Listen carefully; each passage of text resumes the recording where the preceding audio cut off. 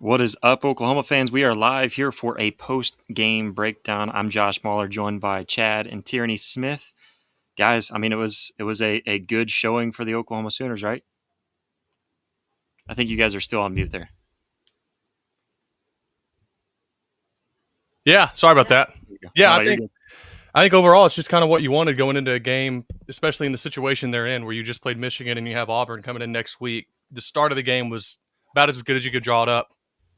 Yeah, I mean, like I was telling you guys beforehand, honestly, I look at this game. It's just a tune-up game for Oklahoma. So I think Oklahoma fans expected go in there uh, and handle business. I don't think you really could have expected too much more than that for Oklahoma, and I feel like that's really what they did. Like you said, I think starting off the first quarter really felt like you're doing things the right way. I liked the 2-point conversion look. I was kind of unnecessary. So if you didn't convert, then you're probably looking at that a lot differently. Yeah. But overall, I mean, I liked it. I think in the first half too, you see what Oklahoma did in the first half. John Mateer had 209 yards passing. He had the interception, which I'm sure we'll probably talk about here in a little bit. Technically an interception on his record. But Torrey Blaylock, in the first half alone, 74 yards, 2 touchdowns, 6.2 yards per carry, and ended the game with over 100 yards rushing, which is something that I really wanted to see, I guess right at 100 yards. But still, he had 7 yards per carry. It's the first time that we've really had a running back do that, really since Maine, I guess. But I don't know how much you put stock into that. Overall, just a solid game, and I think you learn more about what you look around the country at other teams today than you do about Oklahoma. But they, like I said, they handle business. I feel like you got to be pretty happy with that overall. Yeah, really a mature professional kind of outing. They look like they had, I think, a good reflection of leadership too. When you come out and you look as sharp as they did, they score 25 on their first 4 possessions. Then you go 5 possessions with only 3 points. That was kind of a lull. They're gonna have to figure that out. I mean, really, the biggest takeaways are going to be the R. Mason Thomas targeting, which hopefully they can appeal. Those aren't usually successful, but that one was so bad. I just don't know how they don't. And even like you're saying on the interception, if that's not targeting, I don't know how R. Mason Thomas's was. It was literally almost the same hit, and one was actually more violent on Keontez Lewis, who, by the way, looks fine. They were trying to get him back in the game. But he wanted to go back in the game. They basically said, no, you'll play next week. And they took his helmet just to be safe. But he was back up. More of like, I think he did get hit hard, but they went through protocol, passed all the tests. So Jake Makula got rolled up on. He was limping pretty bad. That's going to be your starting center. Hopefully he can come back. Auburn's got a good defensive line next week. But yeah, I think overall it's just a game where you were happy to see OU because we've seen them in spots before where they have big wins and then they play teams they out talent and they've struggled to really look like they are sharp and locked in mentally, which is what I think good teams do. And I think the leadership of the team really showed out today. Mateer looked like he was wanting to win. And yeah, I'm sure we'll get to him too, but overall I was really happy with it. Yeah. I mean, the biggest takeaway I take from this is the same thing we were talking about whenever Barn was out for Michigan. That was a ridiculous call. I hate not just the inconsistency of the call, because I thought that was inconsistent. I actually thought the one on Hardy, I didn't agree with it if they were going to call it targeting, but that one could have been called targeting more than the R. Mason Thomas, in my opinion. Right. I agree. And so that was just confusing. And then again, the Keontez Lewis hit wasn't called targeting. And that was just like really dumbfounding to me, because that's the definition of a defenseless player. And you made forcible head contact, put him on the ground for a little bit. Didn't even review it. No, not even a review. And so that was ridiculous. And now R. Mason Thomas is out for the next game. I just want it to be for half. Let's just for that first half. I know what you mean, just for anyone listening. I just want it to be consistent. Yes. I also don't want the penalty to be that you have to be kicked out of a game, at all, let alone the way that it is. I just think it's a ridiculous penalty and needs to be fixed. You go back to your conversation you had with Cone even on before the Michigan game, and he kind of makes that point, and it's like it's just that, or the review process has to actually be effective, because it's like they offer the review, but I don't think they've ever actually overturned a targeting call, even as ridiculous as some of them seem. Oh, they did against Texas. And on the review, Arizona State. after the review. Okay, well I don't remember. Okay, fair. Targeting, and then they reviewed it and said no targeting. Well, I mean, like, no, after it's been called target, the appeal process. I meant not the review. That's my fault. The appeal process. Do you remember one? Like where they appealed and it's actually overturned?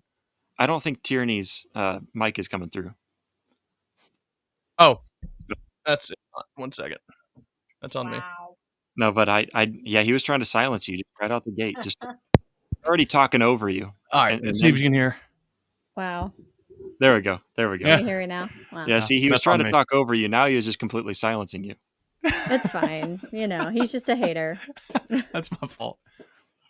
Well, for anybody watching, we do want to let you know, jump over to the YouTube channel real quick. If you're watching on X, jump over to the YouTube channel, hit that like button, hit that subscribe button. That's the best way to help us.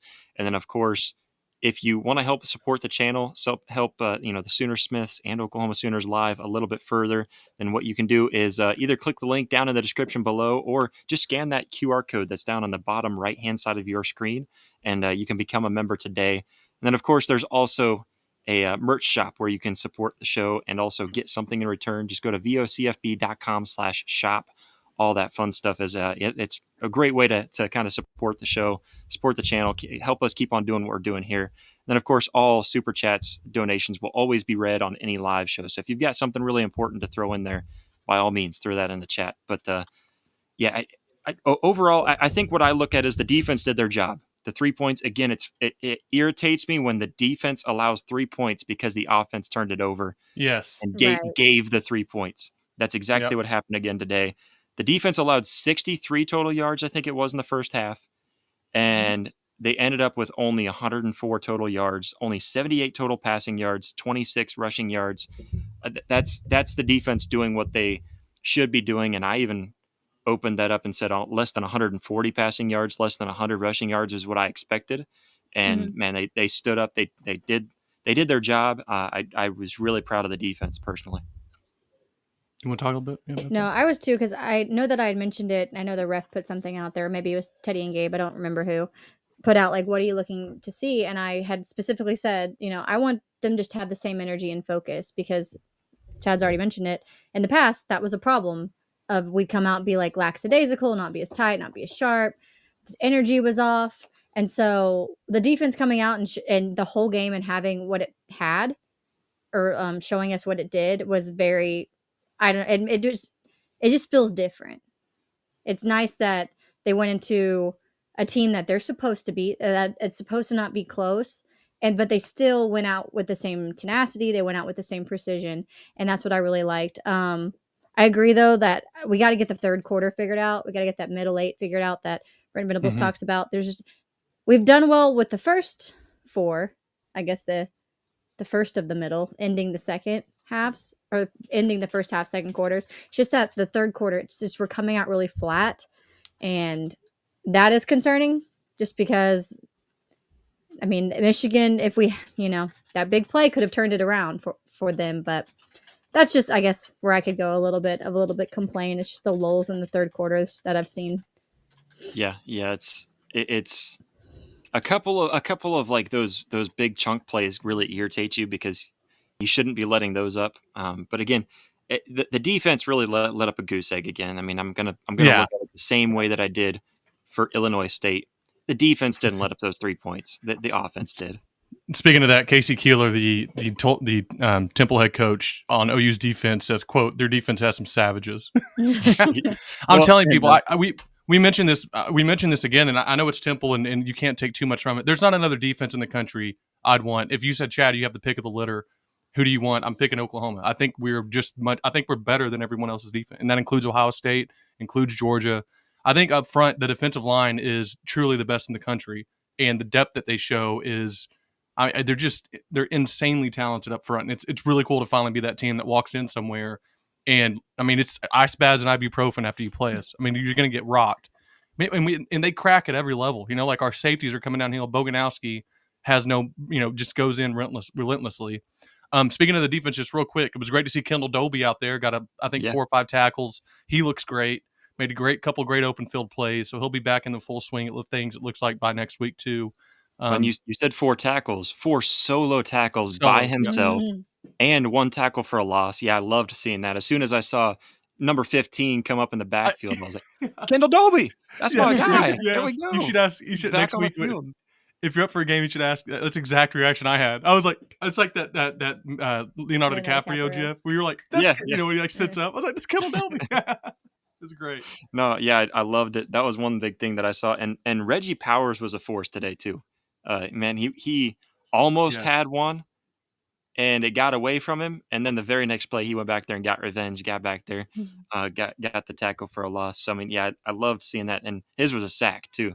So Reggie had a pretty good game. I felt like he was all over the field, making big plays too. That was a number that I liked to see get out there, and I felt like Hardy was out there quite a bit today too, which because of Gentry Williams being out, which Oklahoma fans don't fret too much. I really don't. I mean, like Tyranny, I know you got that PTSD from last year. I really do think you're going to see a lot of that stuff happening throughout the season against Temple, against Kent State, because they know what happened last year, and they don't want that stuff to happen again. No, So, and I mean, they've got a tsunami of a schedule coming, like you're saying. Sorry to interrupt you there. My bad. Yeah. No, you didn't. And you've got the depth too. So why worry about getting that one guy in there to do something? And I'll jump over to the chat real quick too, because I see Jonathan threw this out there. Is Ott an indictment on Nagy or vindication of the running back room depth? I think nothing to do with Nagy. I think it's got a little bit to do with his injury and the running room depth. When you talk about Xavier Robinson was healthy and in today, looked pretty good too, over 5 yards a carry. Happy with that. He did. And he also had the receiving. Did he get a touchdown on the reception he got? Yes. Yep. He did. Yeah. So I liked what I saw from him out of the backfield. So he was back in, looked good. And then of course Torrey Blaylock, man. Like I was saying this before, on Thursday, I want Jaden Ott to have that 150-yard game just to show up and be like, hey, Sooner fans, this is what I'm about. It wasn't today, and I'm questioning if we're ever going to get it. And a big part of that, again, it's either a mix. It's a mix of maybe depth and his injury kind of lingering, that they don't want to throw him out there too much. Maybe we'll get that in one of these bigger games in the SEC. But I'm curious to hear what you guys think about Jaden not really getting in there. I think one thing that we're seeing is, I think Tennessee just scored again. Oh, there's a flag. But I think one of the things that we're seeing is when he's in, he's missing blocks and like key blocks. And so like we're watching and it's like, well, it looks like that block was missed. It looks like this block was missed. So that is, I guess my take too. Like I understand he was injured, but you got to do the dirty work. And I mean, I've compared it to when I was told to set a screen in basketball. I'm the smallest girl on the court by a lot. And if you told me to set a screen, like I'm setting a screen. I'm sacrificing my body. And I just don't know if he's, doesn't want to do it because he doesn't know to do it. I don't know if he doesn't do it because he just doesn't have that care to do it. Or I don't know if he doesn't do it because he's been injured, he doesn't want to risk his body in that sense. So I don't know. So for me, it just goes back to simply, remember, he didn't get here until the summer. He didn't have spring camp. For those listening, I know Josh and T already know this, but he didn't get here until the summer. So he didn't have spring camp to go through and learn and spring is really where you're doing just basic day one install. I mean, you're starting from we're lining up and just 4 wide. Here is how you line up. And it's very basic, and you're literally learning those basics. So Blaylock was there getting to learn, all right, this is our formation here. Here are my assignments. They walk you through basic defensive formations, and you're doing basic blitz pickups. And I am not worried too much about the Jaden Ott thing right now, because he just needs more time to just understand his assignments, in my opinion. Like even on the block, I just don't know if he's 100% sure. There's 2 things that'll make you slower. Or really the main thing is you're just not sure of what your job is. And if you're not sure of what your job, you're not confident. It's hard to be aggressive when you're not confident in what you're doing, because you don't want to make a mistake. So you're thinking about what you're doing. You're thinking about how not to make the mistake instead of how to make the play. And for him, that's just what I see a lot of.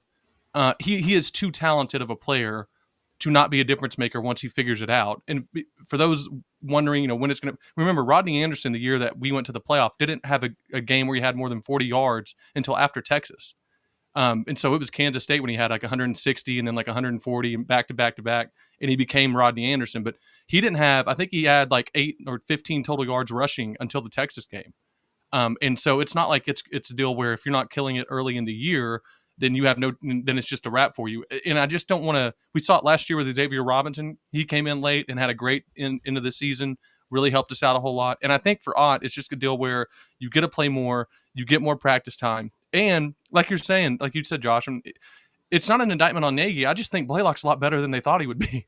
And when you have a guy that's running like he is, why are you don't need to take him out, like you were saying, just to get a guy in to play. Like, I mean, you don't need to do that. And why rush him in? Let him get more time. And, I think overall we'll be fine. But it's a good place to be in where your $1 million running back doesn't, if he's not playing, you're not seeing it hurt all OU's offense. It's not like there's a detriment at the running back position. So it's not an indictment to me. It's just give Ott time, and it might be frustrating for OU fans right now, but I think that's just where we're at. Yeah, well, and yeah, I think Blaylock too. When preseason, I knew he was good based on the reports I was getting, based on some of the clips that I'd seen. I didn't expect him to be like, hey, go out there and be our first string running back good. So hats off to him. And you're a little more connected. You're a little more connected even than we are. Were you here? I mean, did you hear anything about like he's going to be the guy? I remember hearing he's fast. I Obviously heard he was with the 4x1 team, but I heard wait and see because he's going to be the guy. That's what I've been told. Gotcha. Hey, just wait. You're not going to see it this year, most likely. And that was more or less optimism, hoping that you're going to get Xavier Robinson and you're going to get Jaden Ott and Javonte Barnes. So I think that it wasn't necessarily that people didn't think that like the guys that I was talking to didn't think that he could be. It was just, hey, when we need him, watch out for him. He's going to be big. And usually that's okay. Like it's not like Jaden Ott's being replaced by a bad running back. And Jaden Ott's just so bad he's not better than a bad guy. Like, dude, Blaylock is running really well. And Ott's not getting the touches that we would. He had 4 touches today. They weren't great touches, but he only had 4 touches today. Going back to Illinois State, I think he only had like 1 or 2 touches. And so, just recognize that they're not putting him out there for a reason, and it's not because of his skill set. But I'm excited because this just means that the running back room is even deeper than we thought. Right. And so I think that's a good thing to look at. One thing. Yeah. Sorry. One thing when you were talking that I was noticing, I was looking through the box score. Mm-hmm. If you look at the defensive box score, you know what I'm noticing? I'm not noticing a whole bunch of like extra tackles by guys than you were last week. But obviously it's the talent gap between Temple and Michigan. But I'm seeing solo tackles all over the place rather than just, like Taylor Heineke. He had 4 total tackles, but I think there was only like 2 solo tackles last week. Everybody that's getting tackles, they have tackles. They're pretty much solo tackles. And there were 11 tackles for a loss, 4 sacks. And there was really room for a lot more sacks. It's just that I thought that the Temple quarterback was really good. Evan Simon, he was really good at getting rid of the ball when he needed to. But I was really happy to see guys getting people down first point of contact outside of like 2 plays where they kind of kept on squirming free. Yeah, I just don't know if you want to move to offense real quick. Just wanted to mention some stuff. I mean, obviously over 500 yards of total offense, that'll always work. 6 for 13 on third down, you'll take that. Temple went 3 of 16 for 104 total yards, which I know you already mentioned. And it's not like, look, it's Temple. We should beat them pretty badly. Last year's defense and 2023's defense doesn't hold them, I think, to 100 yards and 7 points or in 3 points. I just don't think they do. They didn't in Norman. They didn't, yeah, exactly. And it wasn't as good of a Temple team either. So they had scored 100 points their first 2 games. I mean, it's a team that knows how to score. Obviously, they hadn't played the talent level, but this is a similar roster that we saw last year, but a different team than we saw last year for sure. It wasn't first game of the season where they're still working off rust. They've had a couple of games where, I mean, I know it's just UMass and Howard, but like you said, they're hanging up 40 plus points a game. They're only allowing 8.5 points per game. This is a decent little Temple team, and Oklahoma handled them just about as good as last year, really. And on the offense still, I want to mention a couple things about John Mateer, because obviously people can talk about his game, and he had a good game today. It wasn't great, but it was solid. I mean, he was. There are a couple things, and T's going to talk about one that's just really important if we're going to continue, to have success this year. But one is, I love how mobile he is and his ability to throw on the run. And I tweeted out a video of him, that little jump throw he had to Zion Kearney early on. Like, the torque he can create is just, he's an elite level athlete. But he does have an issue sometimes of running into his blocking. Like that one throw early on where he shucks the D end, and then comes back and throws it on the run to Kanik over the middle for a first. It looked like a really great play, but it's like, dude, you had a perfect pocket. Just sit in there, be calm. He runs outside. And the problem with that is when you play better athletes in the SEC, if that's Anthony Hill, if that's Colin Simmons, that's a sack, if not a strip sack. And he would have ran into it instead of just staying in the pocket where he has time. Like that's to me where, like, you know, when you're watching film and trying to pick it up, that's where he can get better. Obviously you're nitpicking there, but that's the kind of things he needs to get better at. And then T's mentioning just No, because I know when I was watching it, it was a third down in the third quarter, and again, I was surprised to see Mateer still, and he takes off running because there wasn't anything, and he takes a pretty big hit to like, and I sent a text. I'm like, are we not going to see a backup quarterback because he takes so many hits? He like isn't really getting out of bounds. He doesn't slide. Like he takes so many hits, and the last thing we need is for him to get injured. And so, and I know he's tough, and I know he's strong, but right. like to me, he's just too big of an asset to continue to take the hits that he's taking. And again, especially when we get into SEC play, and maybe that's the plan. Maybe when he's thinking when he gets to SEC play, he'll start doing that more. But I think you kind of have to already have that mindset. Yeah, you got to start making it second nature. You have to start. Yes, you have to start making it automatic and not something you have to be like, oh, I should maybe slide now, because then it's too late. Like, or you're sliding and you're getting hit while it happens, and that's, you know, how some serious injuries could happen. So that's where my fear was. And so I was very happy to see when Michael Hawkins came out, because I'm like, thank gosh, like I just want to get John, bubble wrap him, put him on the side. I didn't think Hawkins was going to come in this game. I'll be honest. I just thought that, you know, I saw what they did in the Illinois State game. And I know what Brent Venables' comments have been, that they're really trying to hold on to him and keep his red shirt available. And this is something that I saw Jesse put this quote out there. Jesse Crittenden from OU Insider. He says that Brent said that they wish Jaden Ott was, quote unquote, a little further along in every way. So, yeah, I mean, he doesn't feel like he's further, you know, up to the standard. Again, it goes to what you were saying. And I think the only thing with Jaden Ott that I think you can really nitpick on him, because we just haven't seen the rest of it, is his blocking scheme. And you've got to have everything. But I do think that if he's able to get in their full strength this year, you're going to see it eventually, because I do trust everything that I've heard about him. Well, and it's and just one quick note. It's why people are wondering why Javonte Barnes gets all this time and why he's getting the quickest way to get on the field is to earn the coach's trust. And they know when he's in there, he's not going to have mental mistakes. He's going to pick up the right guy in pass blocking. He's going to, and like it goes back to even last week, that throw that Mateer had out of the end zone, he gets killed on it because Jaden Ott doesn't know who to pick up. He picks up the wrong guy and he gets a free release linebacker right at your quarterback. And John made a great throw to Burks, but that's why Javonte Barnes will always get a lot of playing time, because the coaches just trust him to do the right thing. And I will say, I feel like his eyes have been a lot better the last 2 games. Like he's definitely found space, he's found the holes, and he's made bigger plays. And I've been I said after the first game, I was wrong, and I want to continue to be wrong with him, because he stayed loyal to Oklahoma, and it's hard for me to root against anybody who in this era has stayed. And so, wanted to ask you, Josh, just up here, this comment with I don't know if I could show it or not. D. Farrell asks, when does this OU defense create their first turnover? That is the only stain on the defense so far this season to me. Yeah. I mean, that's the biggest thing that's got me kind of wanting more from this defense is if you're not getting a turnover, and they almost did a couple of times against Michigan, they almost did a couple of times against Illinois State, they almost did a couple of times here against Temple. If you can't get it against at least 2 of the 3 teams that you faced already this season, when are you going to get it? You do have Jackson Arnold, who loves to give it over to the other team next week, so maybe that's when. Yeah, I mean, and then Austin Simmons likes to throw turnovers too. So I mean, you know, whenever you face off against Ole Miss, maybe there's another chance there. No, I really don't know. I mean, but do you need turnovers if they're forcing quick 3 and outs and getting that? Right. And that's where I was about to go with that. I was like, they're really not even on the field that much to get the opportunities.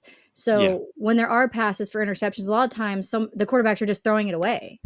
Yeah. It's not even throwing there, or you know, they're tucking it because they're about to get hit. So I mean, they're not even out there a lot for those opportunities. And again, like you said, there's been a lot of almost. And so, but I mean, I understand being picky, because I'm the same way. I'm like, come on, I want to see a turnover. Like this defense is so good. Like that's the one thing I haven't seen from you guys. And I mean, it's going to happen, but I was telling Chad, because was it last week? I said, but it's hard to be upset when they're causing teams to go 3 and out and get negative yards. Like that is a turnover in its own way, you know. When you only allowed barely over 100 yards total offense, it's like, okay, we can look past. That's the thing. Is like is like, would you rather have a defense? My dad and I talk about this a lot. Would you rather have a defense where you're stout like we are, but you're not getting the turnovers, or maybe a defense where you're giving up plays, but you are getting some turnovers? And I think I'd rather have the former.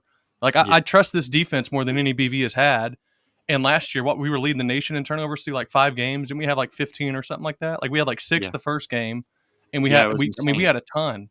And Well, I would rather have this defense if you ask me. And I think the turnovers will come. I mean, they should have gotten one today if Marcus Strong just falls on the ball instead of grabbing it and slipping out of his hand. But yeah, well, I mean, you think too with right now it'd be 6.3 points per game now that the defense is allowing points per game, and Yeah. that's including a Temple team who scored. I mean, I know it's just Temple, and Oklahoma ought to have higher standards. Yeah, but yeah. it's a Temple team that's scoring 40 plus. It's an Illinois State team who's in the top 10 of their division, and then Michigan again, and with Michigan. I don't want to take anything away from Justice Haynes because I think it comes across wrong when I say this, but OU was one mistake away from keeping Michigan out of the end zone and keeping them under 100 yards total offense, or sorry, total rushing offense.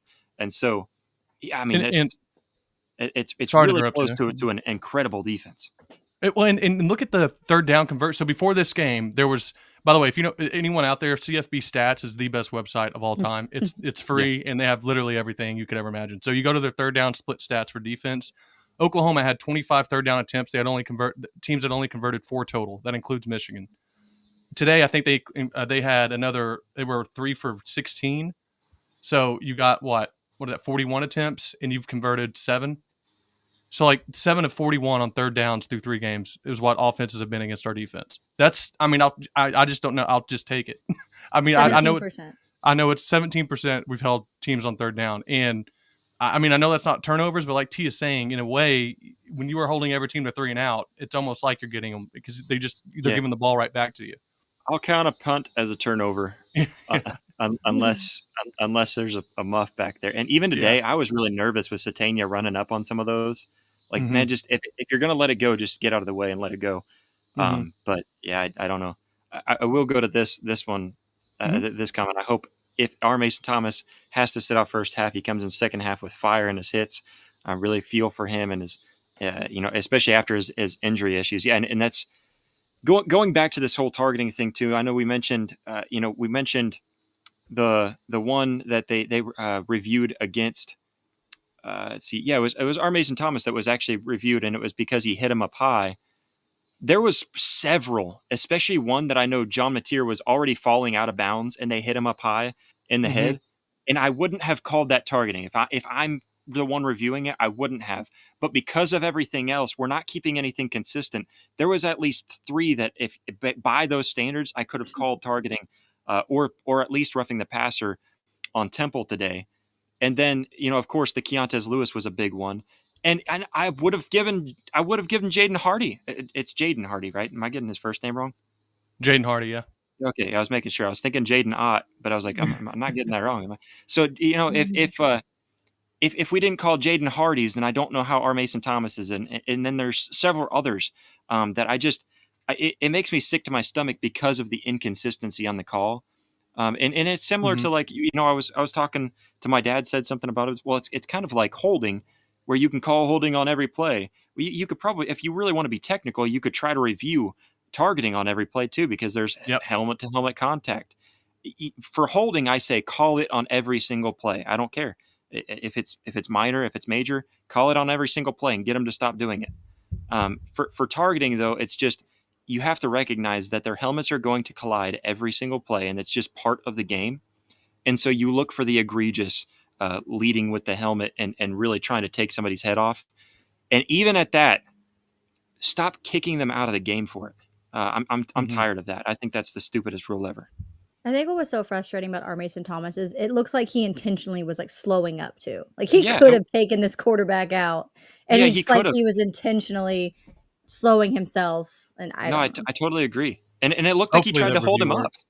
It looked like he tried to hold him up and not let him fall too, which, he was already kind of like stopping himself. And then their helmet, I think the only reason why their helmets even touched was because he lit up and stopped. His body came up. It wasn't like him jumping forward at him or anything. Yeah. Yeah, if we're going to say forcible contact, then there has to be a better definition for it. And It's almost like it's that's gotten, ridiculous.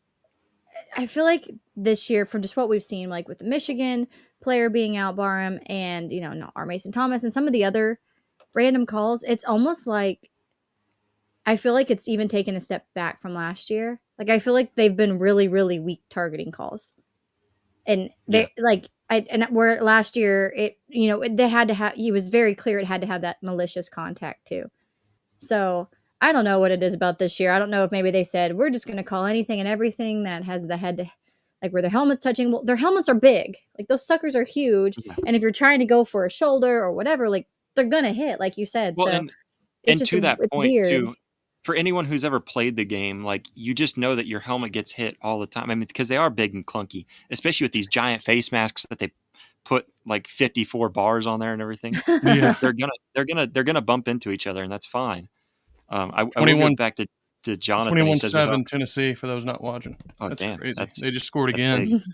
There's like 300 yards of offense in the first quarter between these two teams. That's insane. That is totally opposite of what I would have expected. Yeah. But Sorry to about Jonathan's point, for if RMT is out for the first half next week, who's the next man up? You name it. There's a list.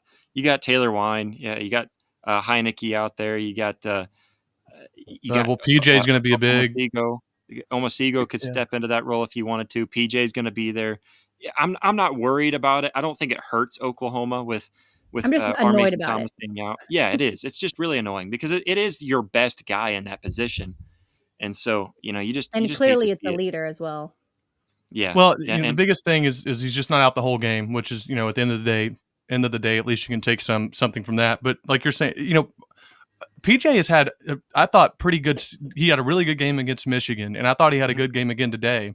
Yeah. And I think he's going to be a guy that, if at least you can fall back on an athlete like that, and someone who is as solid as he has been on the edge through 2 games or 3 games.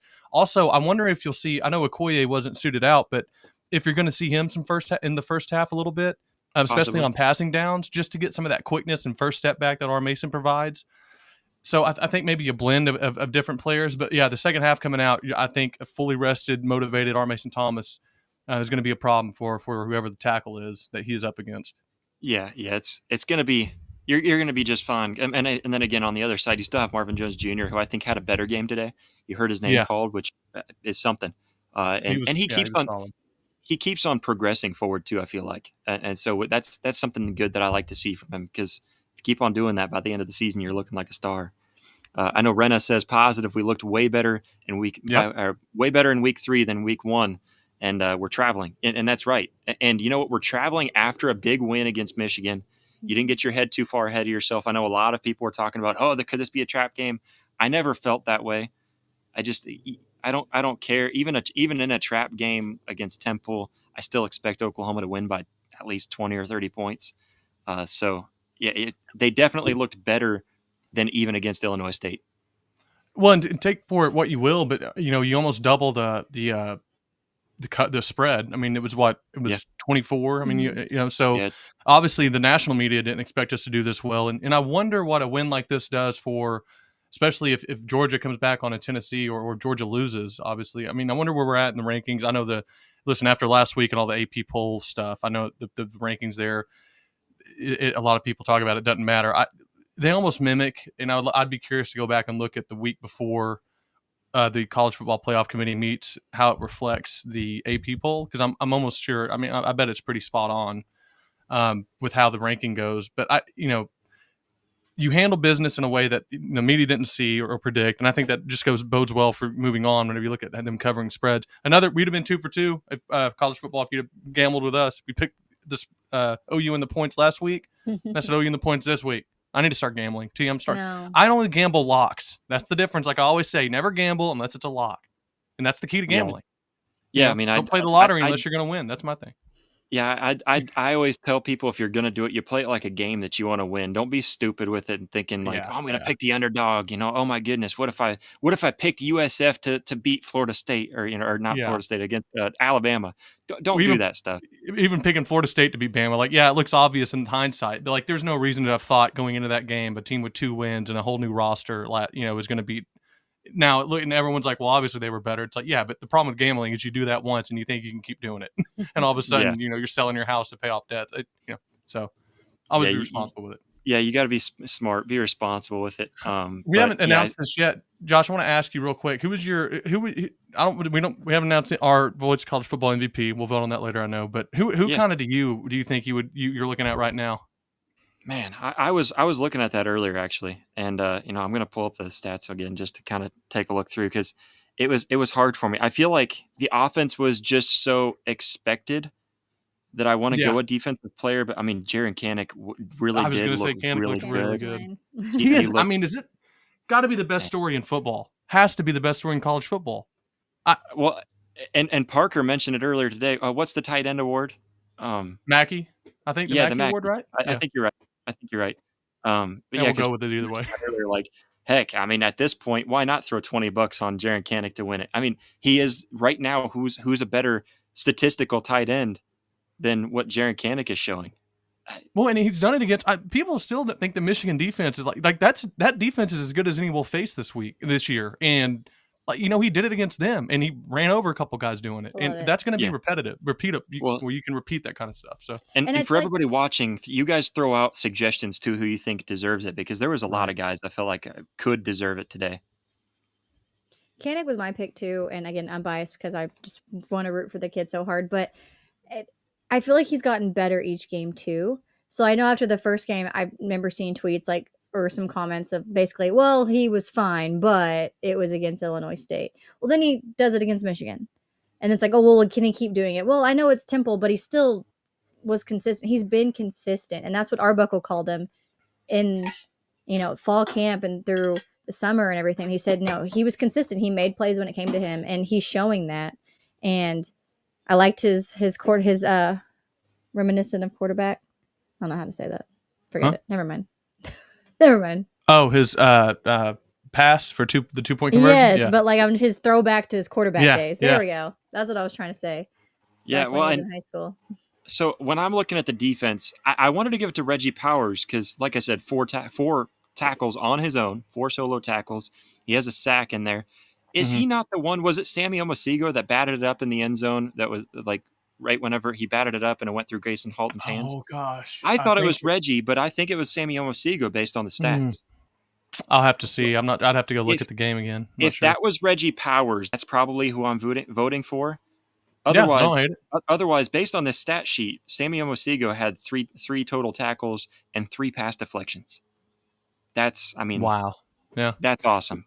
What's scary is you're an edge guy. And what's scary is you see Dolby come back. I mean, when he's probably going to get first. I mean, he's going to get good reps next week, and then you got Eli Bowen coming back as well. It's a great problem to have, but it's one of those where I don't want to see Guillory out or Gentry Williams out. Whenever I think Gentry plays next week, he had a little bit of it looked like a groin thing. He got in for a snap. I didn't realize after the injury, and then it was just I think it was a little tight, so they kept him out this week, and he'll be back next week from what we're told, but. It's one of those things where where do you fit an Eli Bowen in right now? I mean, because people forget how good he was last year. I mean, he was doing all this stuff. I mean, he was locking down everybody. Yeah. And I honestly liked what I saw from Jaden Hardy today too. I mean, it wasn't anything spectacular, but he was keeping it up with his coverage just fine. Yeah, and sometimes solid play doesn't look spectacular because you're in a good position. You don't have to make some amazing play to save it. That's where a lot of people. Especially at corner. Yeah, well, and a lot of people have been. I think overlooking how well Peyton Bowen's played this year. I mean, Brent Venables talked about it a lot. He's been, one of our best players. And if you don't know, if you didn't know, you would think it's been ho-hum. But when your name is not called a lot on defense, it's just usually because you're not giving up plays or, your people aren't going towards you. I'm just excited for this deep because they're only going to get better as they get more talented guys back. So I think we're looking at it right now. We've got Jaren Kanak. Yeah.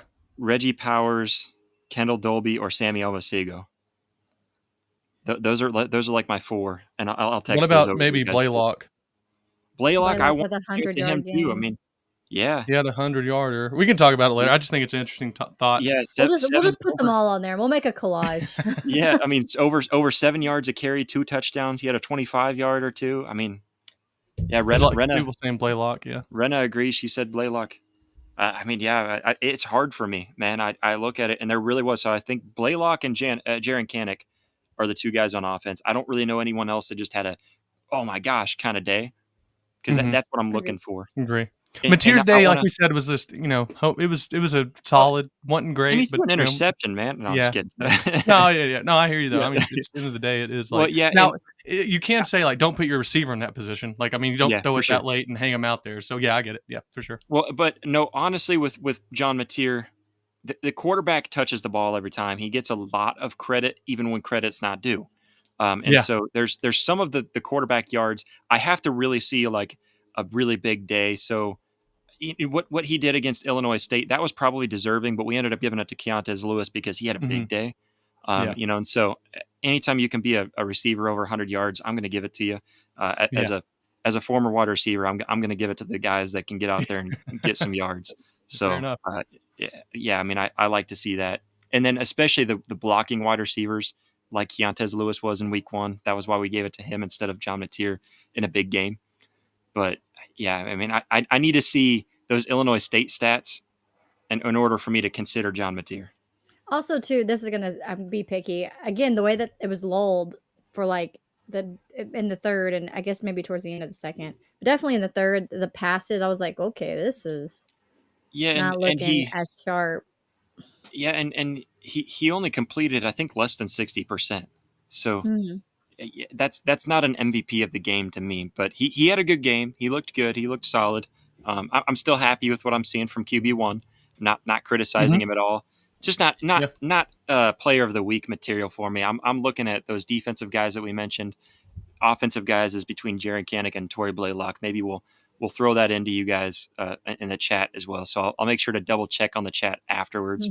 So far we got Blaylock in the lead. I like our defensive guys as well. Well, Stacy said I like to Kanik, show them. so we got a 1-to-1 vote there. Okay? Was she voting for player of the week? Yeah. Okay. Well, if that's a player of the week, then we got 1 and 1. I'm between a lot of them, So we got 5 total that we're going for. So we said Reggie Powers, Sammy Omosigo.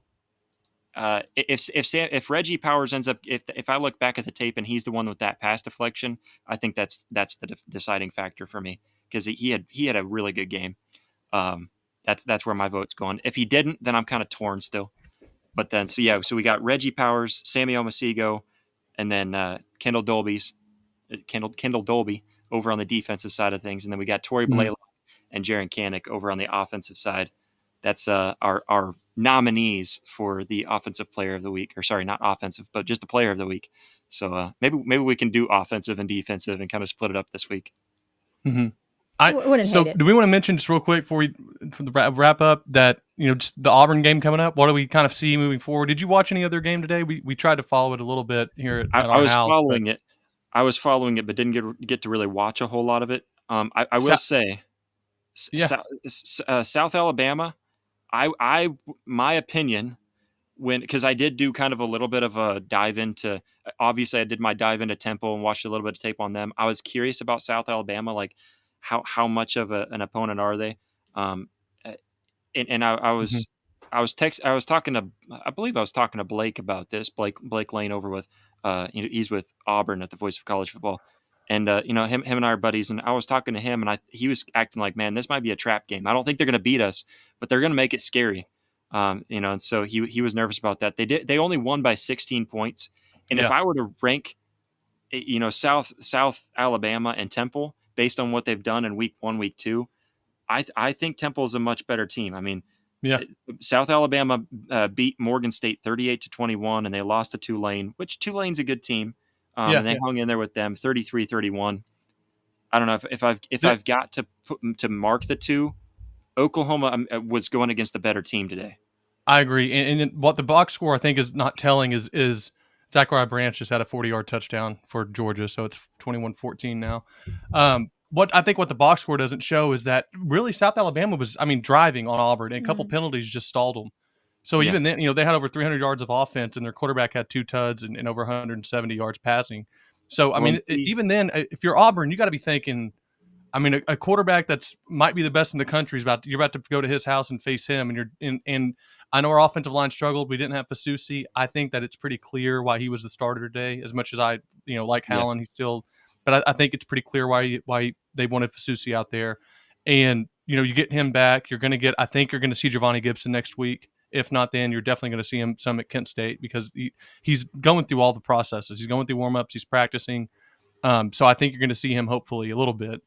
And, for me, I was more encouraged after watching them today. Now, again, like you said, a trap game is a trap game if they weren't as locked in. But again, that's where we talk about why we're happy with how you played today. Mm-hmm. You didn't really see that. I mean, it was over after 3 drives. The game was pretty much in a wrap.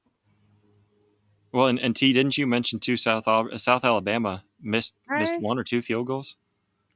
I had thought, but it's not showing in the stats, so maybe I misheard what was said, or maybe they would have been in field goal range. Yeah, I guess 1 for 1 field goal. Yeah. Okay, so they missed 2 extra points. Extra points. Yeah. That's okay, so they missed 2 extra point field goals. That's even worse. Right. Yeah. And someone commented for the kicker. Someone commented too, and it's very true. Auburn will have, for my money, the best. Well, maybe Alabama, but for my money, the best receiving core we're going to face with Cam Coleman and Eric Singleton Jr., the transfer from Georgia Tech, I believe, right? Well, and our secondary. So I will say our secondary, Oklahoma's secondary was the one that I was like, man, I'm not sure what to expect out of the secondary. I don't want to let up any chunk plays all season. The secondary is always the one that concerns me because when that defensive line and the linebacker group is so strong, you're going to stop the run. You're going to get in the backfield and create pressure, but that's going to open things up downfield. And so far this entire season, the secondary has looked phenomenal. I was talking to someone about this earlier in the week, and then I also heard Parker and Brandon talking about it over at OU Insider, how if Oklahoma was able to get a traditional run game going, so if they had that traditional running back, able to run for 80 to 120 yards every game, right? Where is their weakness? Where is one weakness across either side of the ball? And at least with the traditional running game, you kind of balance that out with John Mateer and his legs. So I'm really happy with what we're seeing so far from the Sooners. Yeah, I mean, I think just like you're saying, I just don't know. There's not a team right now that I think is heading that's obviously better than everybody. But objectively speaking, even I think if there's a team that I'm more excited about than any others, it is Oklahoma for the reason you're talking about. Like if they can figure out a consistent run game, just like you said, there really is no reason why we shouldn't win. And I know 10 games on the schedule looks hard and impossible. I just don't. At some point, if you're better than every team you play, which Oklahoma, if they can figure that out, will be. And I know people don't like to hear we'll be better than Texas. We'll be better than Alabama.